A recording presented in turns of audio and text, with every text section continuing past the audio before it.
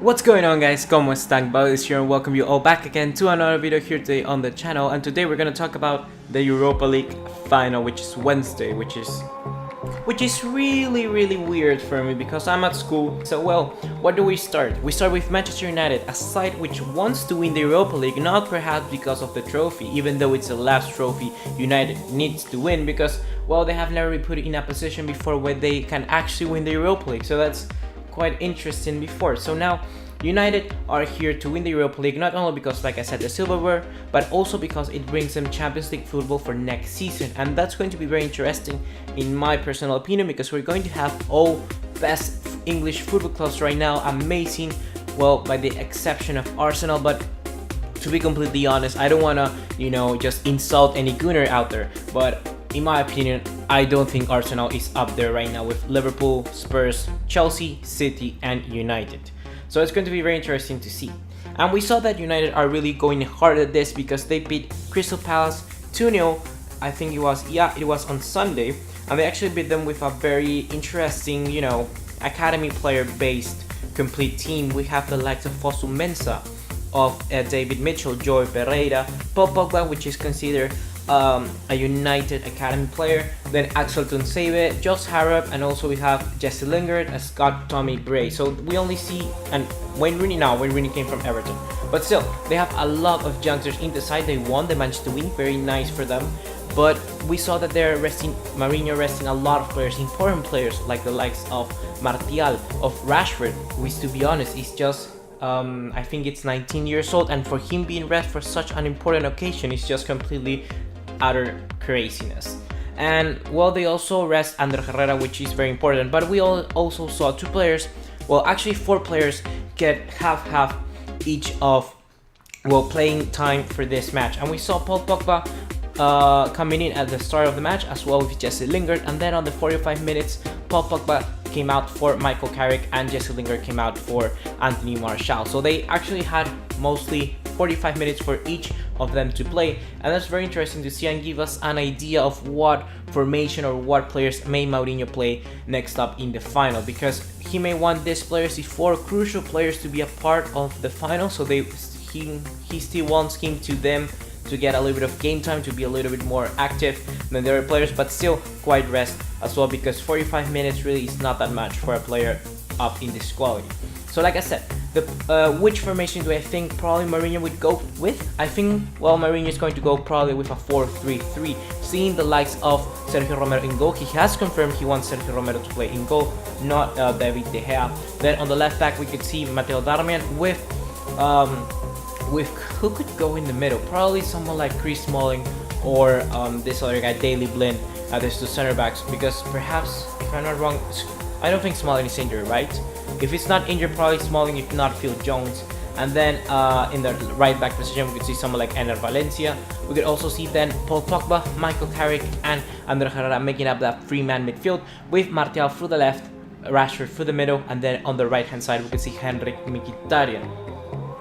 But now let's go to a completely false and utter simulation of what the match may go with. Let's just say that perhaps United have got a 1-0 lead before the half time, and they scored, one more goal in the 47th minute, just after the second half starts.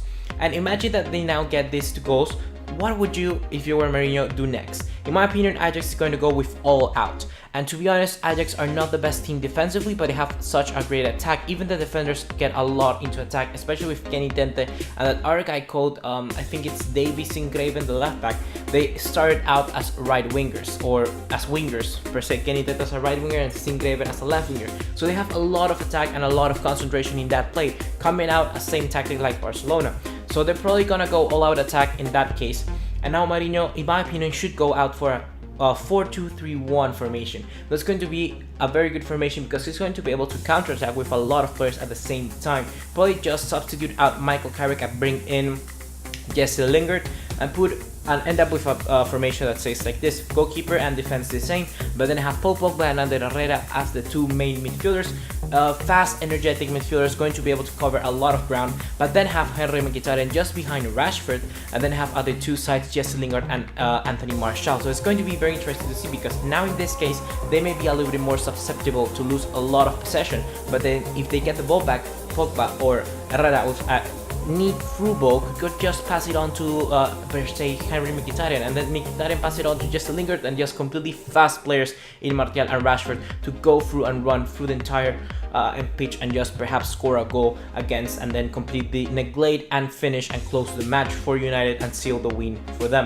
So it's going to be probably a very good scenario if we take into consideration that. So in Mourinho could use these two tactics, but I will start with a 4-3-3 because in my opinion, as a fan of football, if you take into consideration that the best defense is the best offensive, in my opinion. If you want to fight, let's say Barcelona, I would go with a 4-3-3. I would just attack fire with fire and see what happens, and that's basically my opinion, and that's what I think United should do. Then if we take a look at Ajax, in the other hand, we stumble upon a team which didn't manage to win the Eredivisie this season. However, they're going to provide a very good season nevertheless, probably next year, because they have a lot of young players, a lot of young prospects, very active, and if they manage to keep them all, they're going to have a very good, bright future ahead of them, especially next season, because that's really when all of them are going to be tested if they can continue this form. But nevertheless, they won in the last match of the Eredivisie 3-1 against Willem II or Willem II, I don't know if those are 2Ls, 2-1s, I don't know. But, well, they won 3-1 against Willem, and they provided as well with a very interesting lineup, which is worth analyzing for. We can see that they start with Andre Onana, Matthias de Ligt, Davison Sanchez, Kenny Tete, all of which are players that could possibly start, for the exception of Matthias de Ligt. And then at the left back, the most important, their defense, they actually had Singraven injured.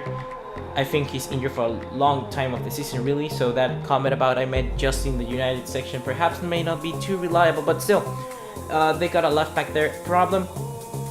And what do? They brought Jairo Riedewald, also because Nick Viergever got a red card and got sent off against Lyon, so that's why he cannot play as a left back either. So now this guy, we have Jairo Riedewald. This guy is a player which started playing as a center back when he came to Ajax,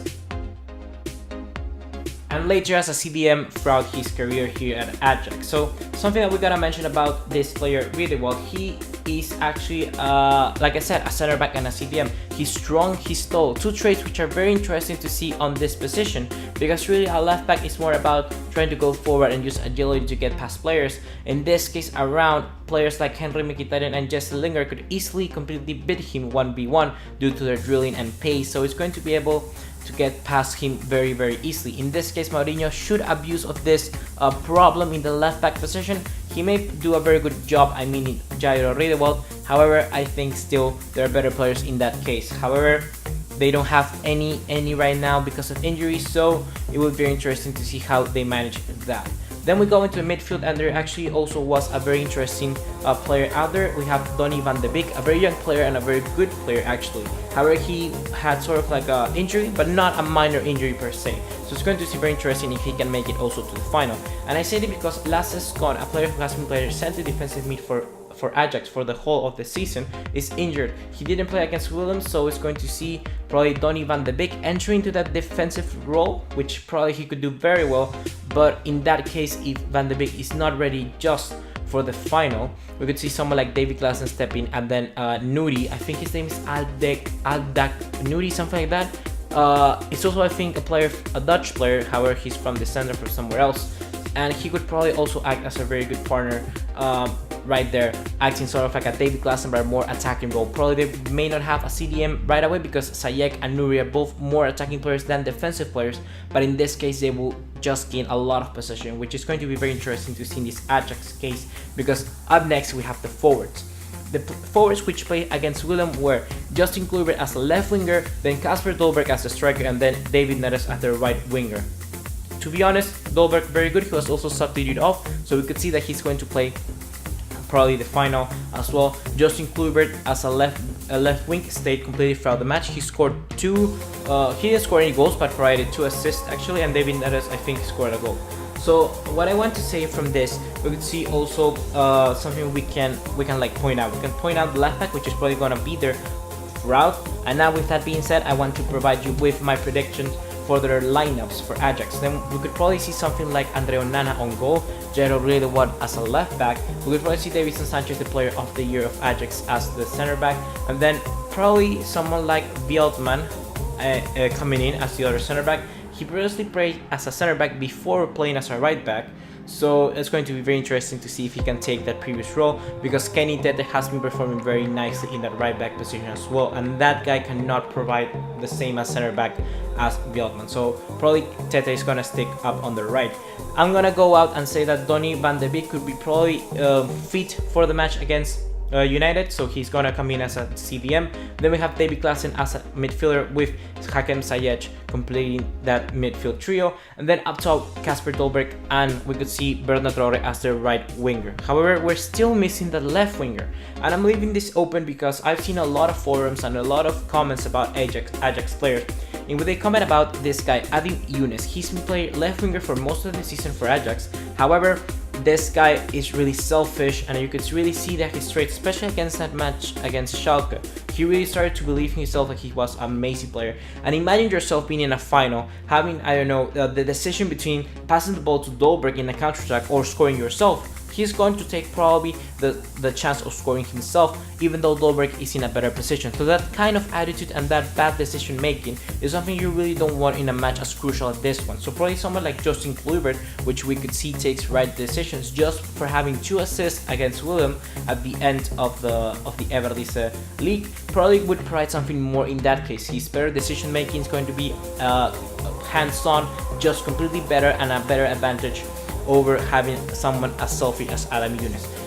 I'm talking this from what I have read. I have not seen him play a lot because really from Peru nobody's going to pass the Eredivisie League online and either on TV, so probably I would go with Justin Kluivert, and I think, to be honest, he could be a better player in this case, just because once again he's strictly and fast-paced, sort of like Mkhitaryan does for United. So in that case, I'm gonna go with Ajax just as follow was final repeat of the lineup. I think they're going to go probably with Onana, with Rodrigo as left back, then Davinson Sanchez and Veltman as the 2 center backs, Kenny Tete as a right back, Donny van de Beek, David Klaassen and Ziyech as the main midfield trio, and then we have Justin Kluivert as a left winger, Kasper Dolberg as a striker, and Bernard Traore as the right winger.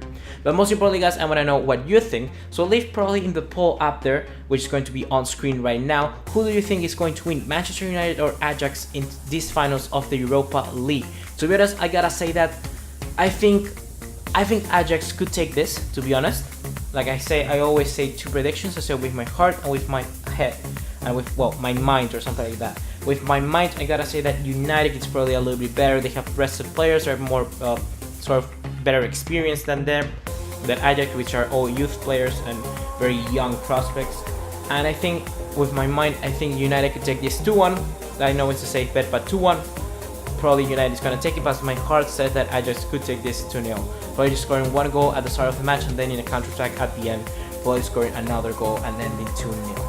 And well, that's my predictions. I want to know your predictions as well, so leave your thoughts on the comment box down below.